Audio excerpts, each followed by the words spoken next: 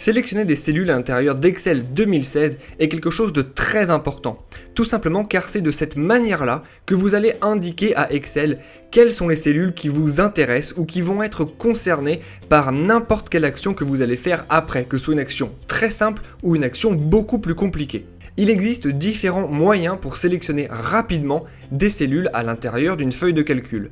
Le moyen le plus facile est tout simplement de cliquer sur une cellule. Lorsque vous faites cela, eh bien votre cellule est sélectionnée.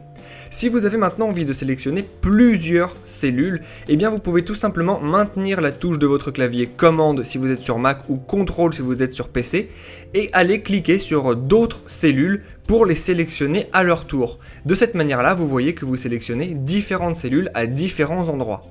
Il existe un moyen encore plus rapide de sélectionner de nombreuses cellules si elles sont à côté, donc si ces cellules représentent ce qu'on appelle une plage de données.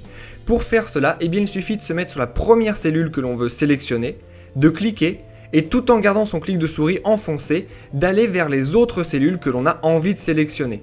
Et vous voyez que nous avons réussi comme ça très rapidement à sélectionner toute une plage de cellules.